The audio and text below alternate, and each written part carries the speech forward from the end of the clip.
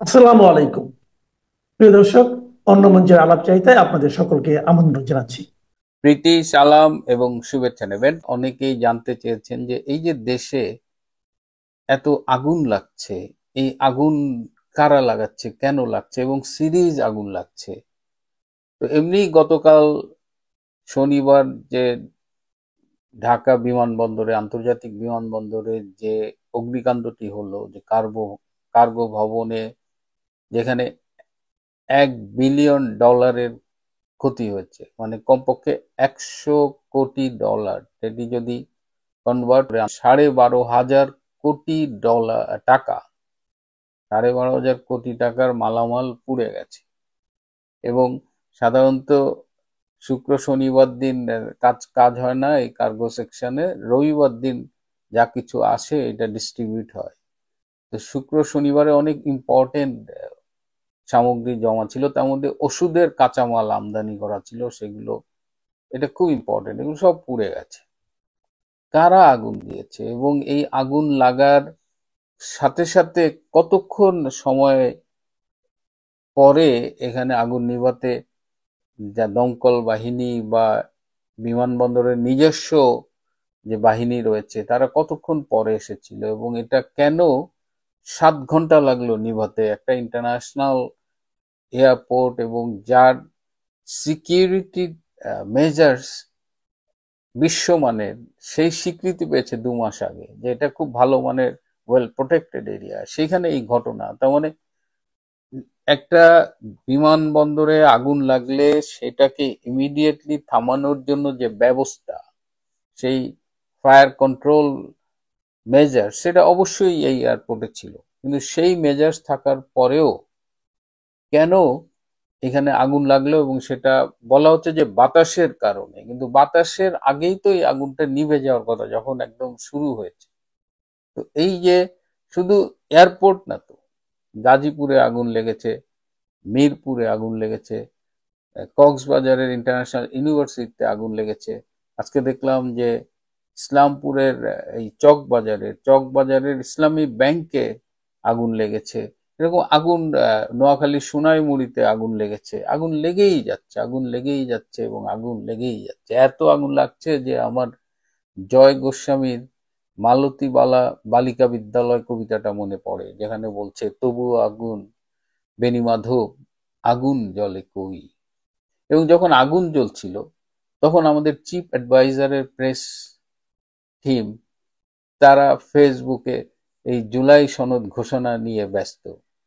আমাদের dustbin Shafiq, press সচিব, তিনি কোথায় ফুচকা খাচ্ছিলেন, সেই ফুচকার গুণগান নিয়ে ব্যস্ত। মানে যখন রোম আগুনে পড়ছে তখন আমাদের এই এই ডাস্টবিন শফিক, এই ডক্টর ইউনূস, এরা তখন পরিত্যক্ত জুলাই সনদ নিয়ে, কিংবা কোথায় ফুচকা খেলো, এসব নিয়ে আছে। তাহলে বোঝা যায় কিন্তু কারা আগুন লাগিয়েছে। এখানে তদন্ত চলছে, এই তদন্তের রিপোর্ট কোনোদিন পাবো কিনা, কিন্তু সম্ভাব্য যাদের দায়ী করা যেতে পারে, যে 1 নম্বর হলো যে যারা বাংলাদেশটাকে ধ্বংস করতে চায়। এই যে চট্টগ্রাম ইপিজেডে একটা গার্মেন্টস পুড়ে ছাই। তো এভাবে যদি লাভজনক প্রতিষ্ঠানগুলোকে ধ্বংস করা যায়, এয়ারপোর্টের কার্গো সেকশনটাকে পুড়িয়ে দেওয়া যায়, তাহলে বাংলাদেশের অগ্রযাত্রা ডেফিনেটলি, মানে 7 ঘন্টার মধ্যে আপনার 12,500 কোটি টাকা নাই, তো অগ্রযাত্রা রুখে দেওয়া যায়। বাংলাদেশের ধ্বংসটা চায় কারা? ডক্টর ইউনূসদের গত 14 মাসের পারফরমেন্স, জামাত, এনসিপি, তাদের মুরব্বী পাকিস্তানের আইএসআই, এদের পারফরমেন্স দেখলে কি মনে হয়? এরা কি দেশ গড়ার জন্য এসেছে না দেশ ধ্বংসের জন্য এসেছে? সুতরাং প্রথম সন্দেহের তীর আমি কিন্তু এই ইউনূস, জামাত, এনসিপি এই গংকে রাখবো। অনেকেই বলার চেষ্টা করছেন যে এখানে কোনো এজেন্সি বা গোয়েন্দা সংস্থার হাত আছে কিনা, এখানে সুপরিকল্পিতভাবে দেশের পরিস্থিতিকে মানে আরো অবনতি ঘটানোর চেষ্টা করা হচ্ছে কিনা। এবং পরিস্থিতির অবনতি ঘটলে যেটা হবে যে ঘোলা জলে মাছ শিকার করবার জন্য অনেকে তৎপর হয়ে যেতে পারে।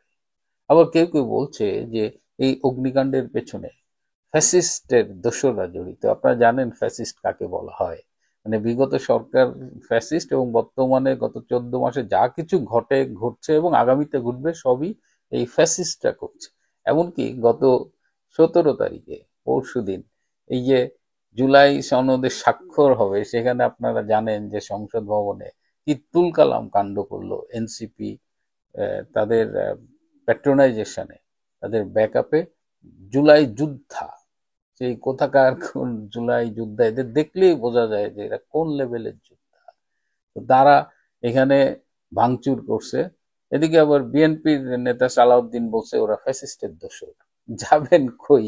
এনসিপি যাদের ব্যাগ দিয়ে মাঠে নামায় তারাও নাকি ফ্যাসিস্টের দোষর। যারা নিজেদের ব্যর্থতা ঢাকতে সবকিছু ফ্যাসিস্টের গায়ে ঘাড়ে চাপাতে চায়, তাদের নিয়ে আসলে কিছু বলার নেই। যে ফ্যাসিস্টের দোসররা নিজেদের বাড়িতে থাকতে পারে না, 14 মাস তারা কোথায় পালায়, কোন শহরে অন্য শহরে, পেশা পরিবর্তন করেছে, ব্যবসা বন্ধ হয়ে গেছে, তারা এরকম মানে একের পর এক সারা দেশে আগুন দিতে পারবে এই সক্ষমতা তাদের আছে। এইটা যদি বলেন আমার কিন্তু বিশ্বাস করতে কষ্ট হবে।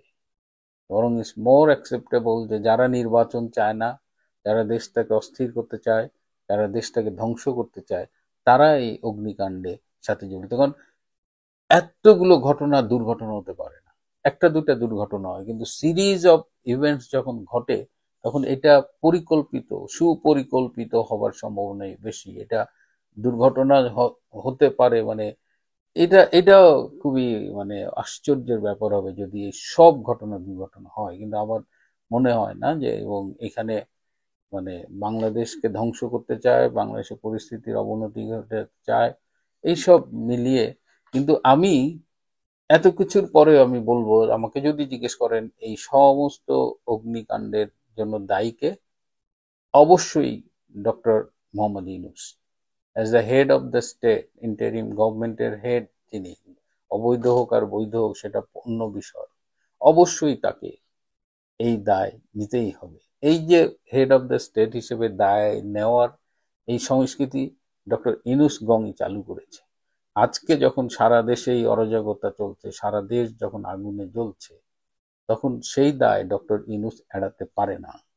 এই ক্ষতিপূরণ, এই অনেক জায়গায় মানুষ মারা যাচ্ছে আগুনে পুড়ে, এই সব কিছুর দায় ডক্টর ইউনূসের। প্রত্যেকটা হত্যাকাণ্ডের জন্য ডক্টর ইউনূসকে আসামির কাঠগড়ায় দাঁড় করানো হবে। তবে যারা সবকিছুতে ফ্যাসিস্ট খুঁজে পাচ্ছেন, তাদের মাথার মধ্যে ফ্যাসিস্টের ভয় ঢুকেছে, তাদের ভয় অন্যখানে। হ্যাঁ, এবং তারা এইরকমই ফ্যাসিস্টের মধ্যে ভয়ে আছে যে তারা এনসিপি কেও ফ্যাসিস্টের দোষর মনে করেন, জুলাইয়ের লোকগুলোকে মানে যোদ্ধা যাদের। এবং একটা ছবি দেখলাম ভাইরাল হয়েছে যে একটা কৃত্রিম হাত পড়ে আছে রাস্তায়, হ্যাঁ, পুলিশ সেটাও পিটিয়ে ভেঙে দিয়েছে। এবং পুলিশের সাথে যে এনসিপির মানে আচরণ বা জুলাই যোদ্ধাদের আচরণ, এবং আজকে দেখলাম যে নাহিদ ইসলাম জামাতকে ব্লেম করে একটা ফেসবুক স্ট্যাটাস দিয়েছে। এখন আপনারা ভবিষ্যতে দেখবেন যে জামাত এনসিপি, হ্যাঁ, একে অপরের বিরুদ্ধে নানা রকম স্টেটমেন্ট করছে।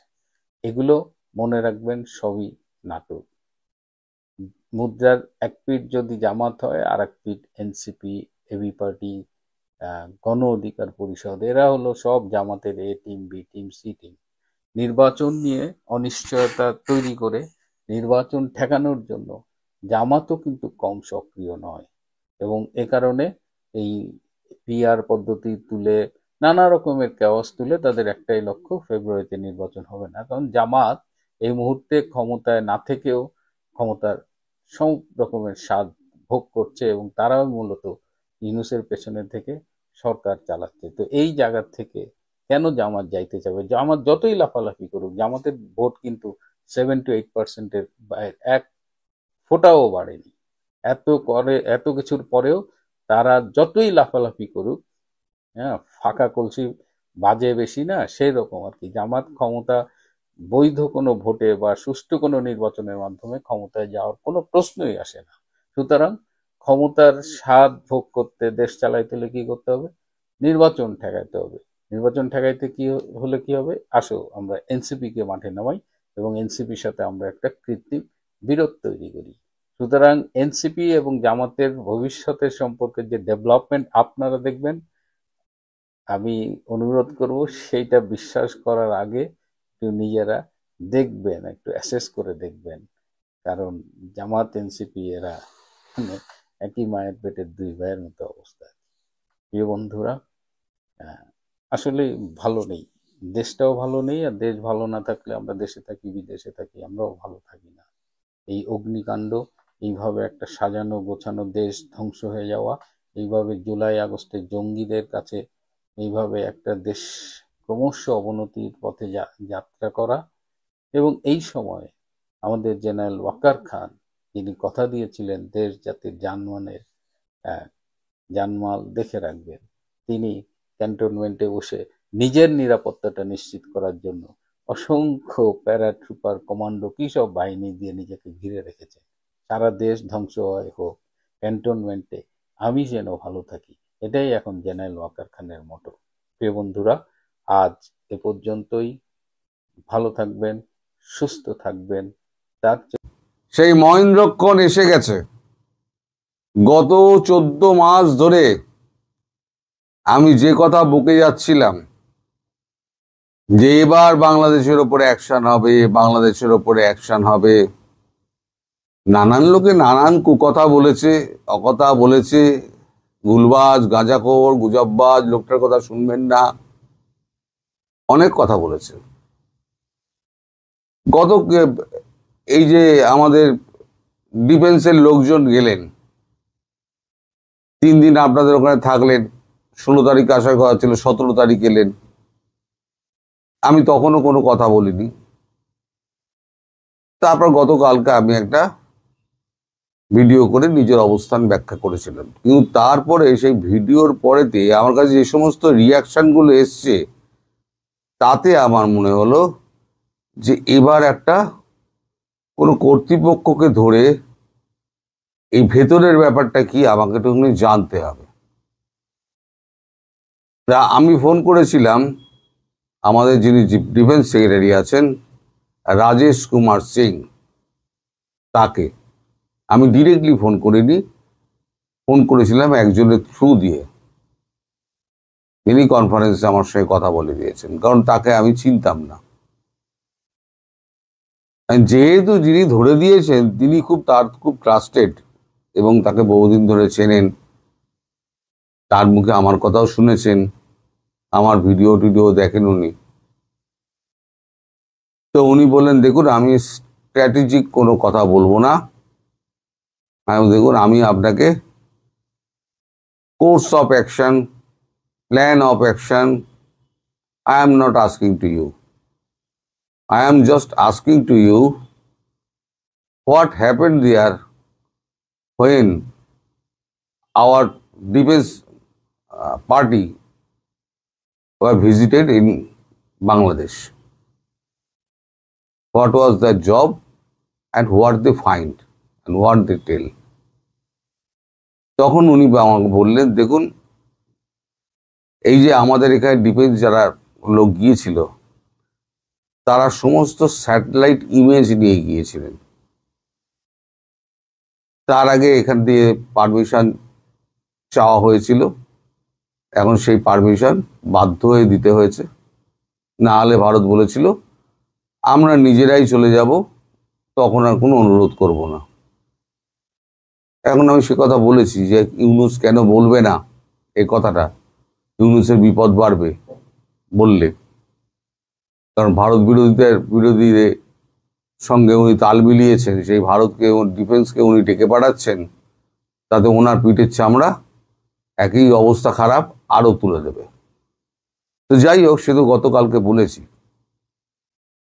এখন এখানে এই যে 3 দিন গিয়েছিলেন, 3 দিন গিয়ে এই স্যাটেলাইট পিকচারে আমাদের ইন্টেলিজেন্স ডিপার্টমেন্ট যা যা ছবি ধরেছে, বিশেষ করে আপনাদের চট্টগ্রাম, কক্সবাজার এবং লালমনিরহাটে ওয়াকারুজ্জামানকে সাথে নিয়ে প্রত্যেকটা ছবি মিলিয়ে মিলিয়ে দেখানো হয়েছে যে এখানে এই আছে, ওখানে ওই আছে, এই দেখুন এই স্থাপনা, ওই দেখুন ওই স্থাপনা। এখানে আমেরিকা এসে আপনাদের এখানে র্যাডার বসিয়ে গেছে। আমি তখন বলেছিলাম যে এটা এডি সিস্টেম বসিয়েছে। এডি সিস্টেমটা হচ্ছে ওই র্যাডারটাকে রক্ষা করার জন্য এডি সিস্টেম বসিয়েছিল। এই র্যাডারটা বসানোর কারণ হচ্ছে ভারত, চীন এবং রাশিয়ার ওপরে নজরদারি করা। সেগুলো তার রাতারাতি তুলে দেওয়া যাবে না, সেগুলো তো একদম সিস্টেমের মধ্যে বাধা আছে। সেই র্যাডার সিস্টেম ধরা পড়েছে এবং তার ওখানকার যে ছবিটা, যেটা ছবি রয়েছে ওখানে বসানো রয়েছে, সে ছবিটাও তারা স্বহস্তে তুলেছে। ওয়াকারুজ্জামান সঙ্গে ছিলেন। তারপরে বলেন আমরা লালমনিরহাটে যাব, সেখানে আমাদের কাছে কিছু ছবি আছে। গিয়ে দেখা গেল লালমনিরহাটে 4 জনই গেছিলেন। দেখা গেল 14-15 ফিট মানে গভীর একটা না, 1 2 3 4 7টা, টোটাল 7টা বাংকার করা হয়েছে। এখন লালমনিরহাটে বাংকার কেন? একদম ছবির সঙ্গে মিলে গেছে, যা যা ছবিতে ছিল, স্যাটেলাইট পিকচারে ছিল, তাই মিলে গেছে। ফলে ওয়াকারুজ্জামানের পক্ষে উত্তর দেওয়ার কেউ ছিল না। উনি আকাশের দিকে চেয়েছিলেন, ডান দিকে বাঁ দিকে চেয়েছিলেন, তিনি কোনো কথা বলেননি। তাদের 16 তারিখে ফেরার কথা ছিল, তারা একদিন স্টে করে, কারণ অনেক রাত হয়ে গেছিল, তারা হোটেল ওয়েস্ট এন্ডে ছিলেন। তারপরের দিন তারা ফিরে এসছেন। এখন তারপরে কি হবে না হবে, এবারে তো ডিফেন্স আমাদের যা আছে তারা সমস্ত কিছু করবেন। এখন এই যে ভিজিটটা হলো, ভিজিটটা হওয়ার পর ওয়াকারুজ্জামানকে 7 দিন সময় দেওয়া হয়েছিল, যে আমরা 7 দিন সময় দিচ্ছি, 7 দিনের মধ্যে এই সমস্ত আপনার যত সন্ত্রাসবাদী আছে এবং আপনার হিজবুত থেকে আপনার যত আছে, আইএস মার্কা যত মাল আছে, সব এগুলোকে সরান, নইলে ব্যবস্থা করুন, জেলের মধ্যে পুরুন। ওয়াকারুজ্জামান প্রায় হাতে পায়ে ধরার মতো আরো 3 দিন সময় চেয়ে নিয়েছেন, টোটাল 10 দিন। মানে গতকাল থেকে 10 দিন, মানে আর হাতে আছে 9 দিন, আগামীকাল হবে 8 দিন। তাহলে এটা হচ্ছে আমাদের মিস্টার সিং এর বক্তব্য। এইবারেতে আমি জিজ্ঞেস করলাম, তাহলে যদি কোনো অ্যাকশন নিতে হয় তাহলে পরে তো এটা কি সিঁদুরের কোনো মানে নেক্সট পদক্ষেপ? উনি বললেন, সিঁদুর ইজ দ্য অনগোয়িং প্রসেস। যখনই ভারতের ওপরে কোনো আঘাত আসবে, ভারতের সার্বভৌমত্ব, অখণ্ডতা যখন অস্তিত্ব রক্ষার লড়াইতে চলে যাবে, তখন ভারত দ্বিতীয়বার ভাববে না। এই সিঁদুর যে অনগোয়িং প্রসেস চলছে, তাতে প্রধানমন্ত্রী নরেন্দ্র মোদী গ্রিন সিগন্যাল দিয়ে রেখে দিয়েছেন। ফলে এখানে আর তার কাছে কোনো রকম অনুমতি চাওয়ার কোনো দরকার নেই, কোনো মিটিং হবে না। এই যে এখান থেকে বাংলাদেশ থেকে ডিফেন্সের লোকেরা ফিরে গেলেন, ফিরে গিয়ে কিন্তু প্রধানমন্ত্রীকে কোনো রিপোর্ট দেননি, স্বরাষ্ট্রমন্ত্রীকেও কোনো রিপোর্ট দেননি। তখন আমার একটা প্রশ্ন আমি করেছিলাম, কি আমি জানি উত্তর দেবেন না, তবুও এই প্রশ্নটা করেছিলাম যে সাংবাদিক হিসেবে, তাহলে এটা কবে নাগাদ আশা করা যায়? উনি বলেছেন এটা ওই যে আমি বলেছি প্ল্যান অফ অ্যাকশন, তার মধ্যে পড়ে যাচ্ছে। এটা পুরো ডিফেন্সের ব্যাপার, মাফ করবেন, ডিফেন্সই এর পুরো ব্যবস্থাপনা করবে এবং যখন মনে হবে তখন ডিফেন্স তার ব্যবস্থা করবে। তার মানে এই যে আমি দীর্ঘদিন ধরে আপনাদের বলে যাচ্ছি যে এবার একটা শিক্ষা পাবে বাংলাদেশ, চরম শিক্ষা পাবে।